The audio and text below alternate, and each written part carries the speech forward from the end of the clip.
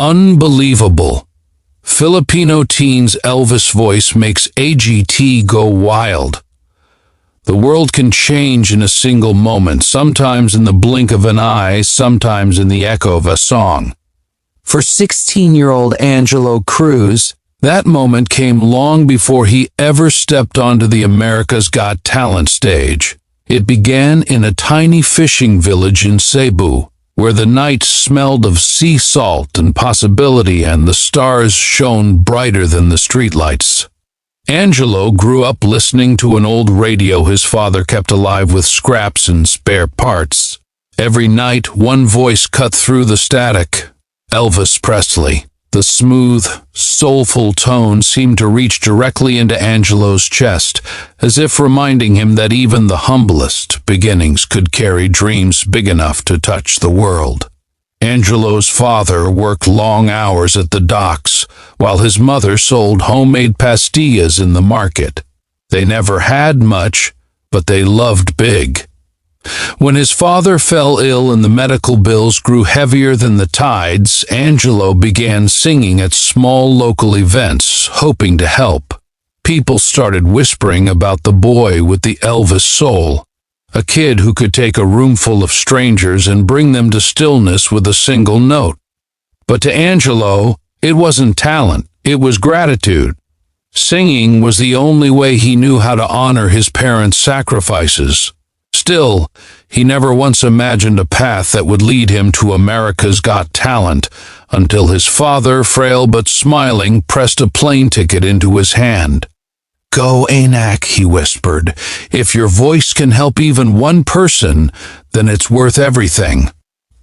Angelo cried quietly that night, promising himself that whatever happened, he would make his father proud. When Angelo stepped onto the AGT stage weeks later, he looked more like a nervous high schooler than a global contender. His hands trembled slightly. His shoes weren't brand new, and his accent was thick, but his heart was steady. Millions would eventually see him there, but in that moment, he felt painfully alone. Simon Cowell looked up and asked, "What are you here to do?" Angelo swallowed hard. I want to sing Elvis," he said softly. Some of the audience chuckled, expecting another impersonation, another cute attempt. They had no idea.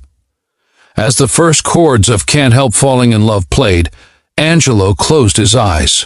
For a split second, he was back home, waves brushing the shore, his mother humming in the kitchen, his father lying in bed but smiling whenever Angelo sang. And then he began. The room fell into absolute silence. The first note was warm, deep, resonant, an echo of Elvis but unmistakably his own. Within seconds, the audience's expression shifted from mild curiosity to awe.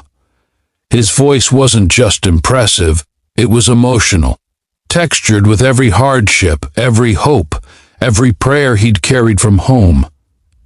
People leaned forward in their seats. Some held their breath. Judges blinked rapidly, trying to process what they were hearing.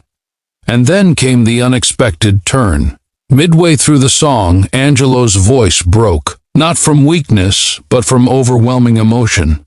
He thought of his father, of the ticket he could barely afford, of the nights he practiced on an empty stomach. He paused, gripping the microphone as if it were the only solid thing in the world. The audience stayed silent, waiting. Simon nodded gently. "Take your time," he said, his voice unusually soft. Angelo inhaled shakily, wiped his tears, and continued. But this time, something shifted. The performance stopped being a song and became a plea, a prayer, a message. His voice soared with raw power, filling the auditorium with something deeper than music, hope. By the final note, the entire room erupted. People jumped to their feet, cheering, crying, clapping. It was as if the energy exploded through the rafters. But then came the moment no one expected. A woman from the audience, a stranger, rushed toward the front and shouted, "I want to help his family. Others followed, raising their hands. Someone yelled, "Let's start a fund for his dad." The judges watched in shock as hundreds of people, Americans who had never met Angelo, began pledging support. In minutes, the theater transformed from a talent show to a lifeline.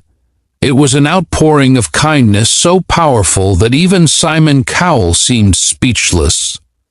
He leaned forward and said, "Angelo, your voice brought out the best in everyone here. That's the rarest talent of all." Then, without hesitation, he slammed the golden buzzer.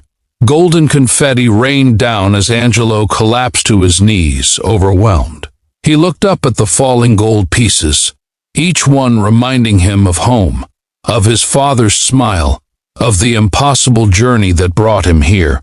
He whispered, "Thank you. Thank you so much," his voice trembling. And somewhere in that glittering storm he understood something profound. Sometimes the world doesn't change because of fame or power. It changes because people choose compassion. Weeks later, Angelo returned to the stage with news. His father's treatment had begun, funded entirely by the generosity of strangers who believed in his story.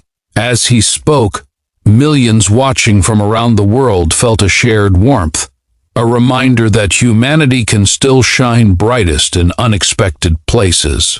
In the end, Angelo's journey wasn't just about singing like Elvis. It was about proving that kindness is contagious, that hope can spread with the strength of a single voice, and that even in a world full of noise, compassion can still cut through like a perfect, unforgettable note. And for everyone who witnessed it, one truth became clear: sometimes a song doesn't just entertain, it heals.